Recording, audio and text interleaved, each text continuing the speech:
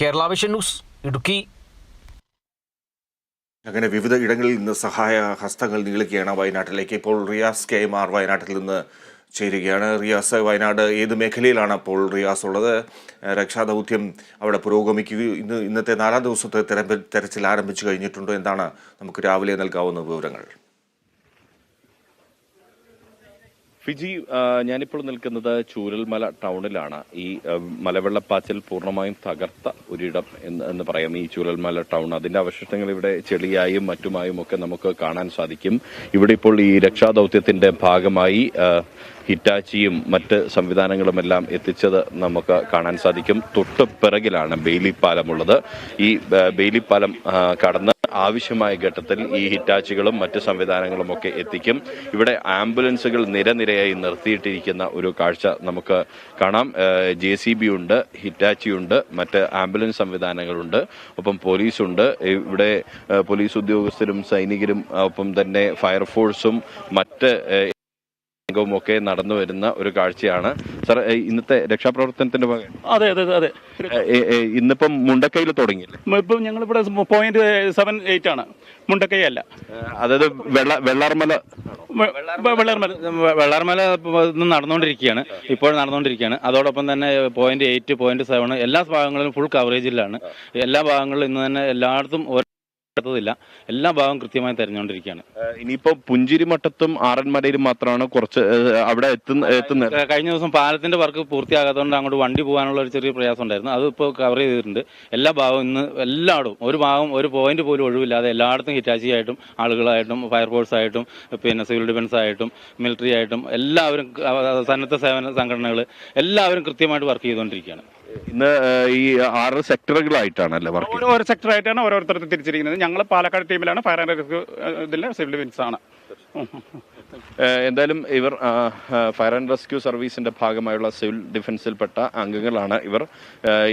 ഇവർക്കുള്ള പോയിന്റ് എന്ന് പറയുന്നത് വെള്ളാർമല വില്ലേജ് ഓഫീസ് പരിസരമാണ്. അവിടെ രക്ഷാദൌത്യം തുടങ്ങി. വെള്ളാർമല GVHSS സ്കൂളിന്റെ പരിസരത്ത് തുടങ്ങി, ചൂരൽമല യുടെ അടിവാരത്ത് തുടങ്ങി, മുണ്ടക്കയിൽ തുടങ്ങി, ഇനിയിപ്പോൾ പുഞ്ചിരിപ്പത്തും ആറന്മലയിലും മട്ടമലയിലും. അത് അല്പസമയത്തിനകം, കാരണം ഇപ്പോൾ തെളിഞ്ഞൊരു കാലാവസ്ഥയാണ്. ഇന്നലെയൊന്നും ഈ ഒരു സാഹചര്യം ആയിരുന്നില്ല എന്നുള്ളതാണ്. ഇന്നലെയൊക്കെ ഇവിടേക്ക് വരുമ്പോൾ കനത്ത മഴയുണ്ടായിരുന്നു. നമ്മൾ നേരത്തെ സൂചിപ്പിച്ചതുപോലെ ഈ ഒരു റെയിൻകോട്ടും ഒപ്പം തന്നെ കുടയും ചൂടിയിട്ട് പോലും നമ്മൾ നനയുന്ന ഒരു സാഹചര്യം ഉണ്ടായിരുന്നു. ഇപ്പോൾ കൂടുതൽ ഇവിടേക്ക് എത്തിക്കുന്നുണ്ട്. നമുക്ക് ഇപ്പോൾ ക്യാമറയിൽ കാണാം ഒരു പൂച്ചക്കുട്ടി, ഒരു പേർഷ്യൻ ക്യാറ്റാണ് എന്ന് മനസ്സിലാക്കുന്നത്. ആ പേർഷ്യൻ ക്യാറ്റ് ഇവിടെ, അതായത് അതിന്റെ ഉടമകളെ കാത്തിരിക്കുകയാവണം. ഈ വീട്ടിൽ മുകളിൽ അവിടെ ഒരു താമസക്കാരുണ്ടായിരുന്നു എന്നാണ് മനസ്സിലാക്കുന്നത്. അവിടെ ഉള്ള ആളുകൾ ഇപ്പോഴില്ല, കാരണം അവരെല്ലാം തന്നെ ക്യാമ്പുകളിലേക്ക് മാറ്റിയിട്ടുണ്ട്. ഇങ്ങോട്ടേക്ക് ഇപ്പോൾ വരുന്നുണ്ട്. അതിൻ്റെ ഒരു സൈറൺ പോവുകയാണ്, തിരിച്ചു പോവുകയാണ്. അത് ഒരുപക്ഷെ ഈ ആംബുലൻസുകൾ കൂടുതലായി ഇനി ആവശ്യമില്ല എന്ന് ഭരണകൂടം അറിയിച്ചിട്ടുണ്ട്. അതുപോലെ തന്നെ ദുരിതാശ്വാസ പ്രവർത്തനങ്ങൾ ഇപ്പോഴും പലയിടത്ത് കളക്ഷനൊക്കെ നടക്കുന്നുണ്ട്, അതും വേണ്ടിവരില്ല എന്ന് പറയുന്നു. അപ്പോൾ ആവശ്യത്തിലേറെ സൗകര്യങ്ങളും സേവനങ്ങളും അവിടെ എത്തിക്കഴിഞ്ഞു എന്നുള്ളതാണോ? എന്തുകൊണ്ടാണ് അത്തരത്തിലൊരു വിലക്ക് ഇപ്പോൾ പറഞ്ഞിരിക്കുന്നത്? അത് പൂർണ്ണമായും ഒരുപക്ഷെ ഈ സന്നദ്ധ പ്രവർത്തകർ, നമ്മളിപ്പോൾ സോഷ്യൽ മീഡിയയിലൊക്കെ കാണാം, പലതരത്തിലുള്ള മെസ്സേജുകൾ അവർ പാസ് ചെയ്യുന്നുണ്ട് ഇത്തരത്തിലുള്ള സാധനങ്ങളും സാമഗ്രികളും ഒക്കെ സംഭരിക്കാൻ. ഇത് എവിടെയാണ് എത്തിക്കുക? കളക്ടറേറ്റിൽ എത്തിക്കാൻ കളക്ടർ അവിടെ സ്വീകരിക്കുമോ? ഇത് അത്തരത്തിലുള്ള കാര്യങ്ങൾ എന്താണ്? സഹായഹസ്തങ്ങൾ അതാത് ജില്ലാ കളക്ടറേറ്റുകളിലാണ് എത്തിക്കേണ്ടത്. ഏതാണോ നമ്മുടെ ജില്ല, ആ ജില്ലാ കളക്ടറേറ്റുകളിലേക്ക്. കാരണം സാധനങ്ങൾ കൊണ്ടുവന്ന് ഡംപ് ചെയ്യുന്നതിന് പകരം ആവശ്യാനുസരണം എന്നുള്ളതാണ്. ഭക്ഷ്യവസ്തുക്കളൊക്കെ ആകുമ്പോൾ ഒരു വന്ന് ഡംപ് ചെയ്യുന്ന സാഹചര്യം ഉണ്ടായാൽ പെട്ടെന്ന് കേടായി പോകാനുള്ള ഒരു സാധ്യതയുണ്ട്. അതിന് പകരം ആവശ്യാനുസരണം എത്തിക്കുക എന്നുള്ളതാണ്. അത് അധികൃതർ കൃത്യമായ നിർദ്ദേശം നൽകുന്ന മുറയ്ക്ക് അത് അനുസരിക്കുക എന്നുള്ളതാണ്. ഇതൊരു നമ്മൾ ഒരു അതിജീവനത്തിന്റെ വഴിയിലാണ്. ആ അതിജീവനത്തിന്റെ വഴിയിൽ കൃത്യമായ എല്ലാവരും പാലിക്കണം എന്നുള്ളതാണ്. കാരണം നമ്മൾ ഈ നാടിന് വേണ്ടി കൈകോർക്കാനുള്ള ശ്രമം നടത്തണം. നമ്മളിപ്പോൾ കാണുന്നുണ്ട് ഒരുപാട് രക്ഷാപ്രവർത്തകർ ഇങ്ങനെ നടന്നു നീങ്ങുകയാണ്. അവരുടെ രക്ഷാദൗത്യത്തിന്റെ ഭാഗമായി കടന്നു പോകുന്നു. ഇത് എവിടേക്കാണ് പോകുന്നത്? സെക്ടർ 7ലേക്ക് റെസ്ക്യൂവിന് പോയിക്കൊണ്ടിരിക്കുകയാണ്. ഇവർ സെക്ടർ 7ലേക്കാണ് ഇവർ ഇപ്പോൾ രക്ഷാദൗത്യമായി കടന്നു പോകുന്നത്. നിരവധി ഉൾപ്പെടെയുള്ള ആളുകൾ ഇതിനകത്തുണ്ട്. നേരത്തെ നമ്മളോട് സംസാരിച്ച ആളുകളുണ്ട്. അവരെല്ലാം തന്നെ സെക്ടർ 7ലേക്കാണ് രക്ഷാദൗത്യത്തിനായി കടന്നു പോകുന്നത്. അവിടെ എത്തി രക്ഷാദൗത്യം നിർവഹിക്കുക എന്നുള്ളതാണ് ഇവരുടെ ഒരു ഉത്തരവാദിത്തം. ഇവരുടെ കയ്യിൽ നമുക്ക് കാണാം കട്ടറുകളുണ്ട്, പിക്കാസ് ഉണ്ട്, മൺവെട്ടിയുണ്ട്, മറ്റു ഉപകരണങ്ങളുണ്ട്, കത്തിവാള് പോലുള്ള ഉപകരണങ്ങളുണ്ട്. എല്ലാം ഉപയോഗിച്ചുകൊണ്ടുള്ള ഒരു രക്ഷാദൗത്യമാണ്. അവിടെ ഉള്ള കോൺക്രീറ്റ് സ്ലാബുകൾ അടക്കം വെട്ടിപ്പൊളിച്ചുകൊണ്ട് അതിനകത്ത് ആരെങ്കിലും കുടുങ്ങിക്കിടക്കുന്നുണ്ടോ, ജീവനറ്റ് കിടക്കുന്നുണ്ടോ തുടങ്ങിയ കാര്യങ്ങളാണ് പ്രധാനമായും പരിശോധിക്കുന്നത്. അതിന്റെ ഭാഗമായാണ് ഈ സംഘം ഇപ്പോൾ കടന്നു പോകുന്നത്.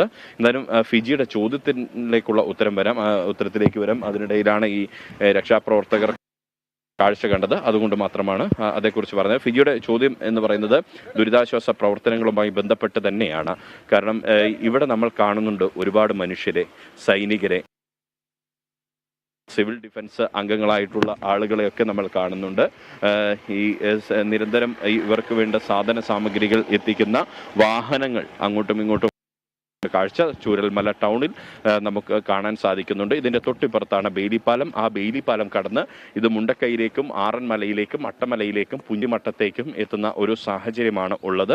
അതെല്ലാം തന്നെ ഇവിടെയുള്ള രക്ഷാപ്രവർത്തകർക്കുള്ള സഹായ സഹകരണങ്ങൾ ഏകുക എന്നൊരു ലക്ഷ്യത്തോടു കൂടിയാണ് അവർ ഇങ്ങനെ കടന്നു വരുന്നത്. ഇവിടെ സന്നദ്ധ വളണ്ടിയർമാരുണ്ട്. ഇവിടെയുള്ള രക്ഷാപ്രവർത്തകർക്കൊക്കെ ചായയും ഒപ്പം കുടിവെള്ളവും എത്തിക്കുന്ന ഒരുപാട് മനുഷ്യർ നമുക്ക് ഇവിടെ കാണാൻ സാധിക്കുന്നുണ്ട്. അതിൽ കക്ഷി രാഷ്ട്രീയമോ ജാതി മത ഭേദമോ ഒന്നുമില്ലാതെയാണ് മനുഷ്യർ ഇങ്ങനെ എന്നുള്ള ഒരു കാഴ്ചയാണ് നമുക്ക് കാണാൻ സാധിക്കുന്നത്.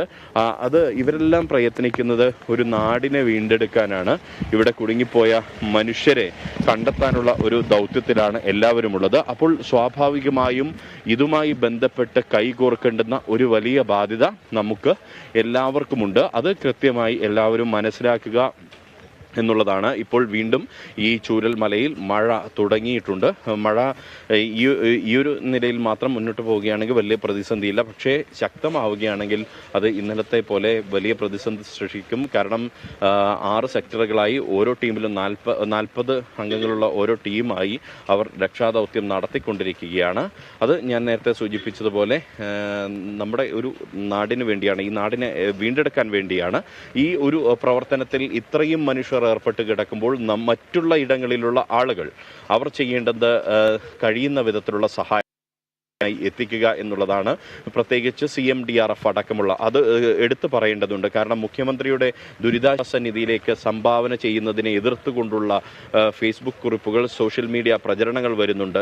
അത് തീർത്തും തെറ്റാണ്. കാരണം ഈ ഒരു ഘട്ടത്തിൽ ഒരു സിനിമയിൽ മാമുക്കോയുടെ കഥാപാത്രം പറയുന്ന ഒരു ഡയലോഗുണ്ട്, ആശുപത്രിയിൽ കിടക്കുമ്പോഴല്ല ഒരു വർത്തമാനം പറയേണ്ടത്. ആ ഒരു എന്നുള്ളത് ഞാനവിടെ ഇട്ടതാണ്. അതുപോലെ ഇങ്ങനെയൊരു ദുരന്തമുഖത്തല്ല ഇത്തരം വർത്തമാനങ്ങൾ, രാഷ്ട്രീയമായ വർത്തമാനങ്ങൾ പറയേണ്ടത്. അത് ഇന്നലെ ലോക്സഭാ പ്രതിപക്ഷ നേതാവ് രാഹുൽ ഗാന്ധി തന്നെ പറഞ്ഞിട്ടുണ്ട്.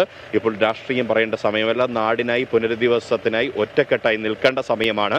ഇവിടെ ഈ ദുരന്ത ഭൂമിയിൽ എല്ലാവരും ഒറ്റക്കെട്ടായി നിൽക്കുന്നുണ്ട്. അതുകൊണ്ട് മുഖ്യമന്ത്രിയുടെ ദുരിതാശ്വാസ നിധിയിലേക്ക് സംഭാവന ചെയ്യണം. കാരണം CMDRFന്റെ ഫണ്ട് അത് എവിടെയും വകമാറ്റി ചെലവഴിക്കാനൊന്നും പറ്റില്ല.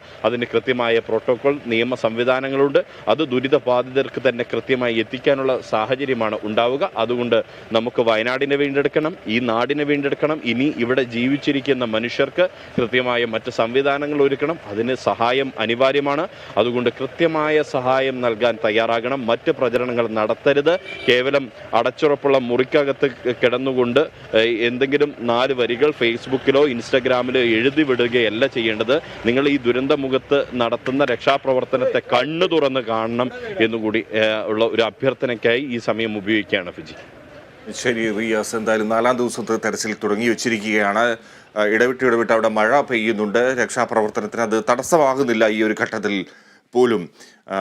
റിയാസ് KMR തത്സമയ വിവരങ്ങൾ തുടർന്നും നൽകിക്കൊണ്ടേയിരിക്കും. ഇപ്പോൾ സമയം 9:39, ഒരു ഇടവേള.